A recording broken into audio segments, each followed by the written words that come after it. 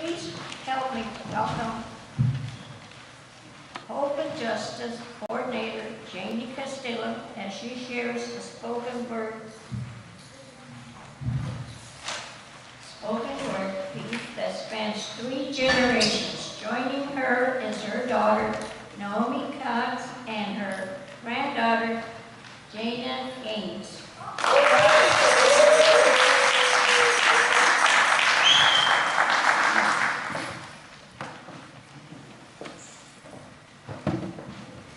Thank you, Lady Hortensia. You know how I like to be up close to you guys. This is called 3 Generations. When Carol first mentioned this, for some reason, this piece came into my head, and I had to write it that very same night, so I'm hoping you guys enjoy it. I say 3 generations, I really mean many. Through my heart flows the power and spirit of my mother, and her mother, and her mother before her. I have shed many tears and suffered many pains, and lived through times that I thought would end me. But I have also experienced joy and deep gratitude for the experiences that have brought me to my knees in prayer, has lifted me up to dance a song of freedom. I have suffered through trauma that only women endure, and got caught up in love that was the opposite of love. A love that demanded pieces in my soul. And I have wished for peace while living in an unpeaceful world full of fear and worry. I had lived tied to a past that left me broken and brokenhearted. But one day a child was laid in my arms. Mommy?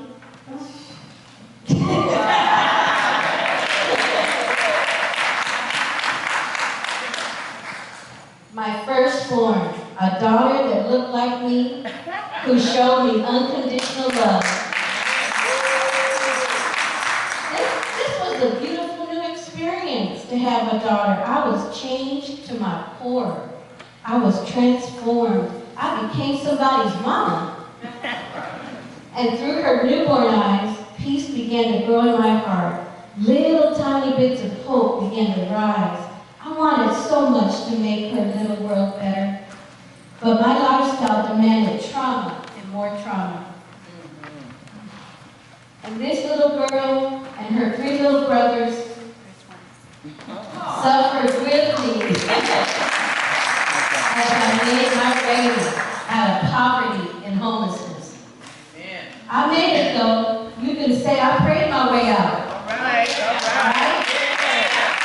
You can still call me poor, but I don't. The effects of poverty do not affect me anymore. And every day I pass this strength and this message of hope to my daughter and her daughter. And this is what I know for sure. That my mothers have never forsaken me. Because of their strength and constant prayers, today I am bright and shining.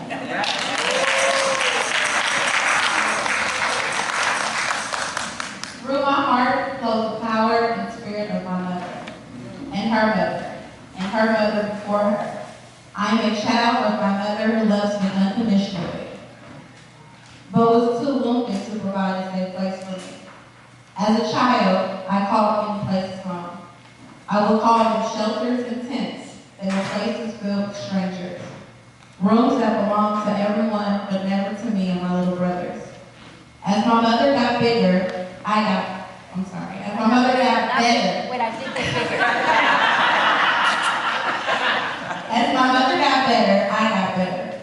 But as a product of my neglected community, my mother's healing was not enough to avoid years of deep emotional and physical abuse. I have suffered through trauma that only women can endure. Then one day, a child was laid into my arms. Come on, child.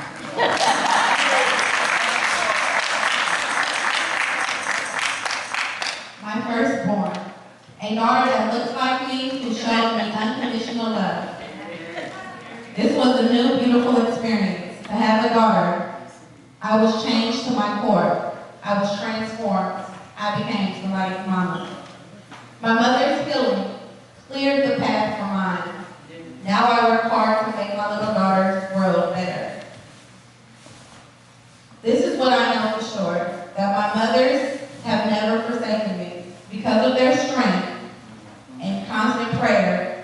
here, bright and shining.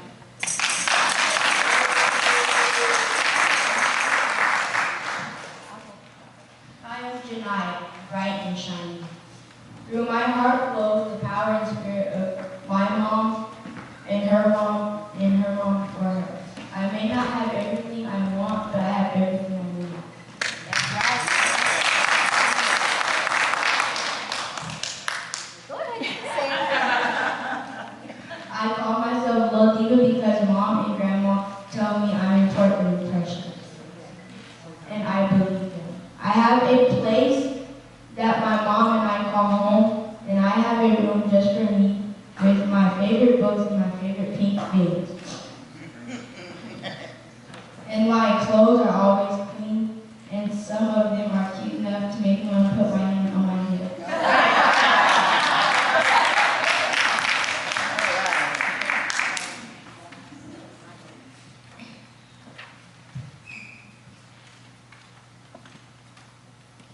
Sometimes I wear my hair in fancy little braids not done in a shop or braided by my mom, and they look just good as a shop. That's right.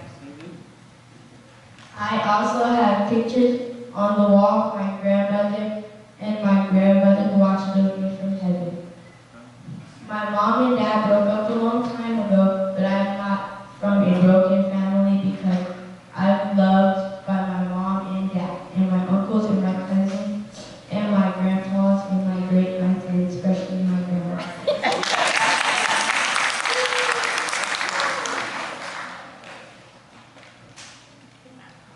My mama tells me I could be anything I want, and I believe her. My grandma tells me to be kind and generous, and I told her I'll work on that. I am Janaya, 11 years old, because of my mom's love and the love of her mom and her mom before her. My future's bright and shining.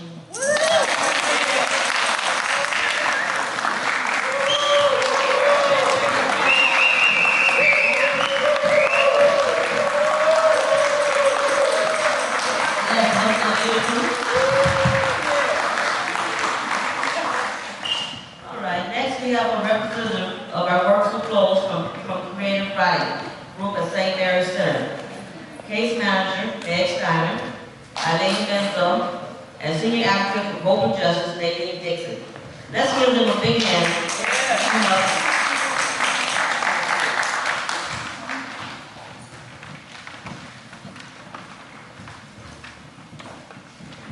Good morning, everyone. Good morning.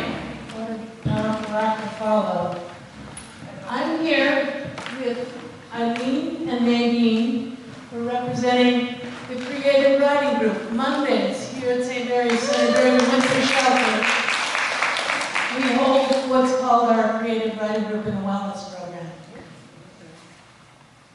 It's based, what we use, our group utilizes the Amherst Writing and Artist Method. It's a tool developed for a public housing project in Michigan.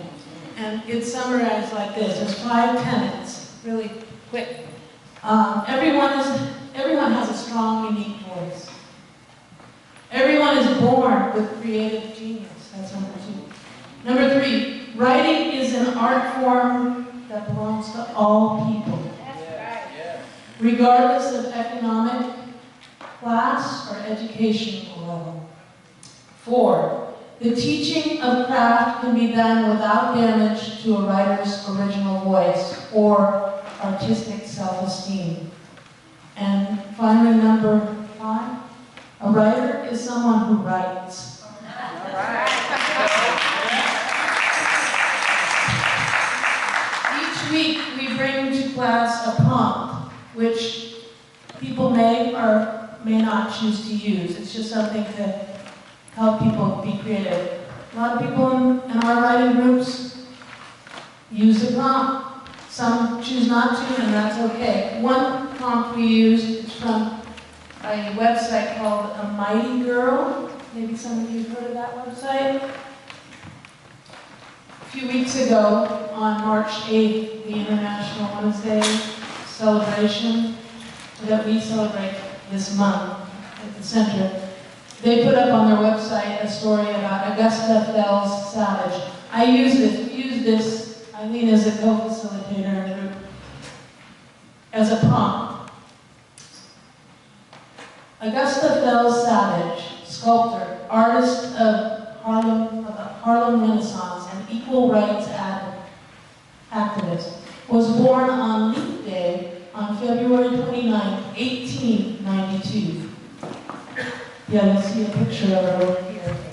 In the early 1920s, Augusta moved to New York City and was admitted to the Cooper Union School for the Advancement of Science. That was 23. In 1923, Augusta applied to a summer art program in France and was rejected due to the color of her skin. In reaction to this injustice, she began one of her public fights for equal rights and alerted newspapers in New York and beyond.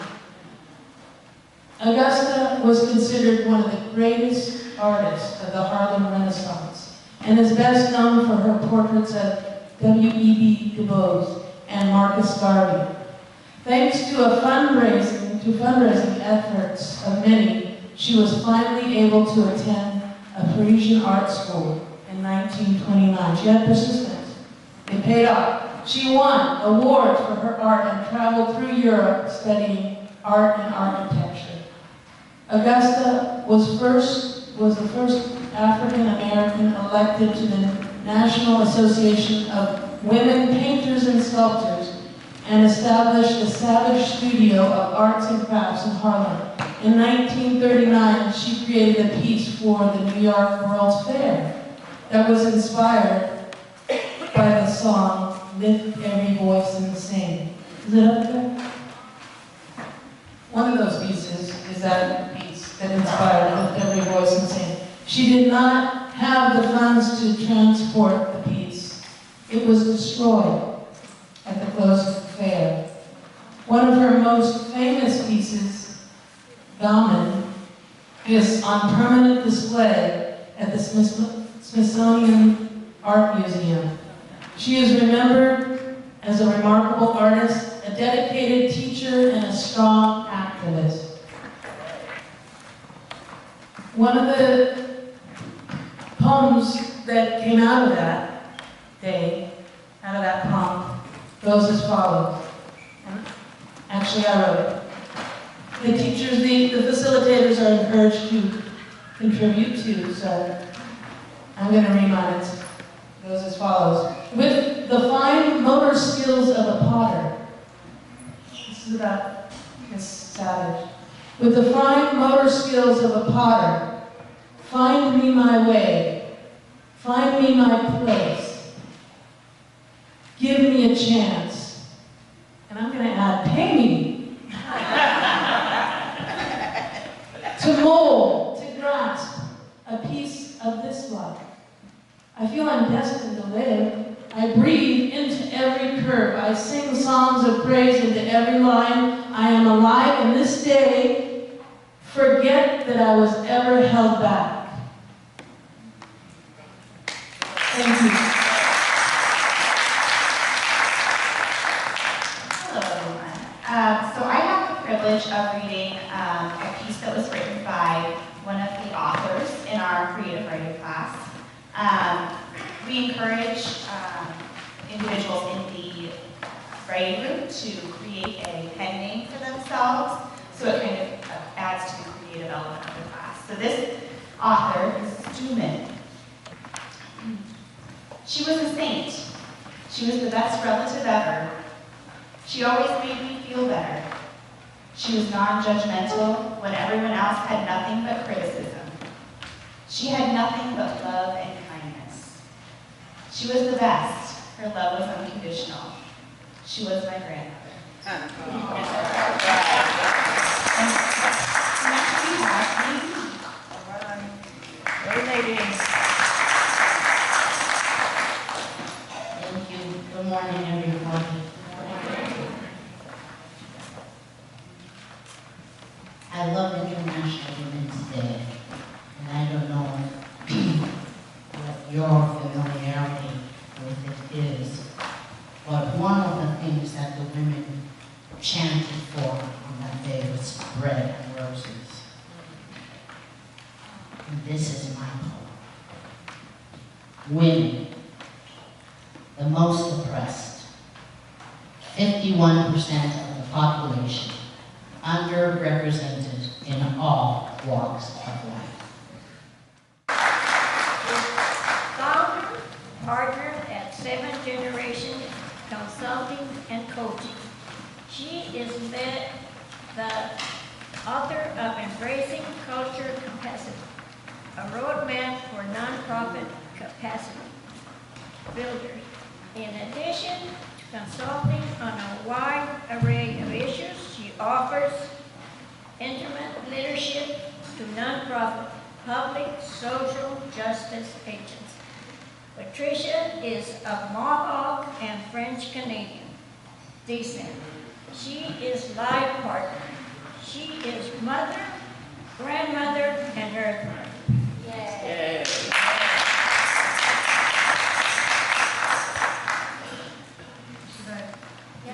Thank you, is okay, Kara? People, yeah. Yeah. Like mine?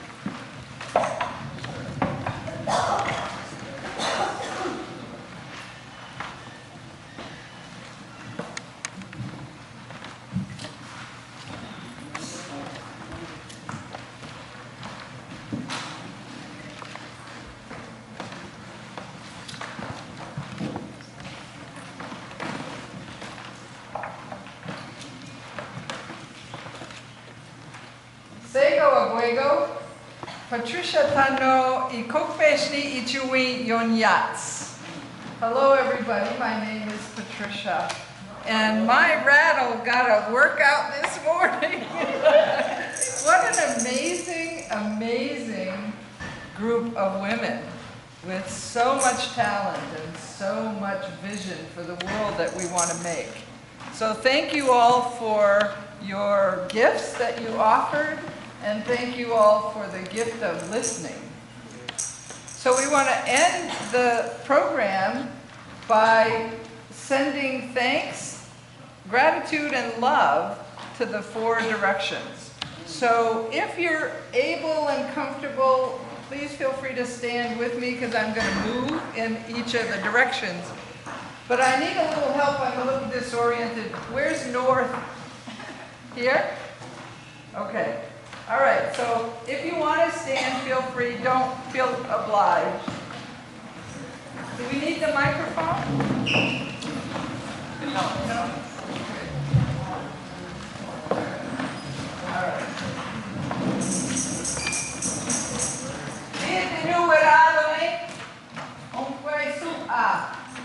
We send light and love and gratitude to the North, to all of the beings who live in the North, the earth, the sky, all of our relatives who are in the North. We thank you for your presence today with us, and we send you love and gratitude. And now our minds are one. So we turn to the west. We send love and gratitude to our relatives in the west. West Oakland, Western Hemisphere, all of the relatives, people, land, plants, animals, we're all related. And we send thanks and love, and thank you for your presence with us today. And now our minds are one. And so we turn to the south. And we send love and gratitude to our relatives in the south. The global south, where people are rising up and finding voice in unparalleled ways. We send them our strength and our love and our courage. We thank you for all that you do for the world. And now our minds are one. And so we turn to the the East.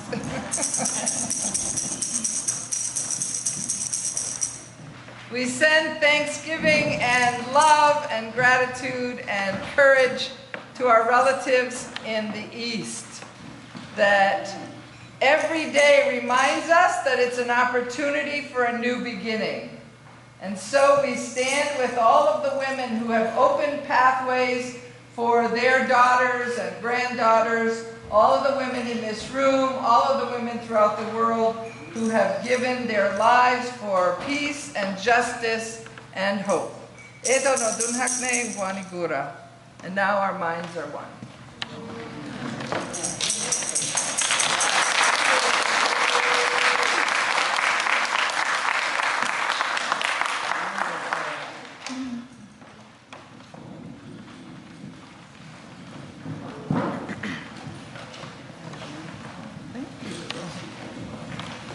What a wonderful day to end this wonderful event.